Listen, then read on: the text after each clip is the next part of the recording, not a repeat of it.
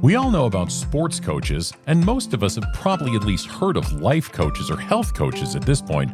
But what is an instructional coach? As an instructional coach, really I get to be a cheerleader and a support for the teachers at my school. So I get to help them sharpen their craft and their practice as they work to meet their professional goals.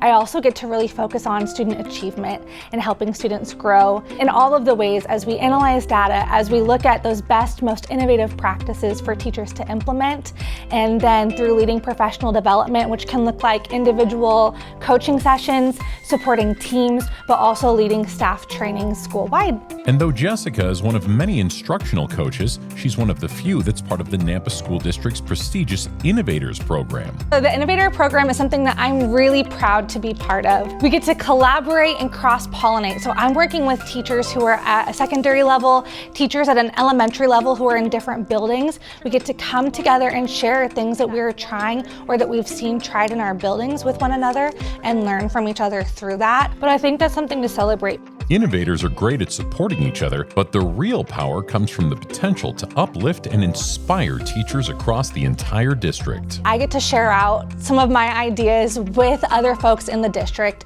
Something I like about that is that it's different modes and modalities of sharing. So sometimes I'm creating something that is a video that teachers can consume pretty quickly on their prep time.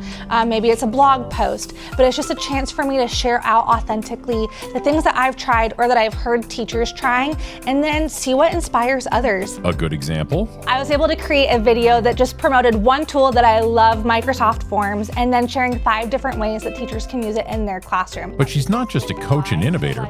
Give yourself some credit too. She's also a form of support, whether that's moral, technical, or any other kind. Part of that as well is just me offering and sharing with staff like, hey, here's this tool. I know it can be really vulnerable and challenging to implement a new tool for the first time. So as a coach, I'm just letting folks know like I'm willing to be that person who's either A, in your classroom when you're launching it for the first time and I can walk around and be tech support, or B, I will actually set it up for them with their classroom as well. As impressive as our members of the Innovators are, it's important to keep in mind that like us, they're human. There are times where I've used a platform whole staff, and like I mentioned, that can be vulnerable to use something for the first time. When you're launching something, you can do all of the prep work and the thought work behind the scenes, but until you actually have the learners and the users in front of you, you're not too sure how it's going to go. But no matter what, the NSD Innovators do exactly what they hope to instill in our teachers: learn, grow, and be the best they can be on a daily basis.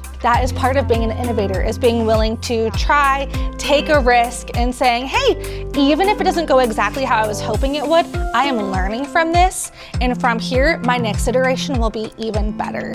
And so giving teachers and modeling to teachers that vulnerability of, I'm doing the best I can, I am preparing, but also, you just never know how things are gonna go when you put it in front of 7-year-olds, and that's okay too. We'll learn from that and we'll get better together.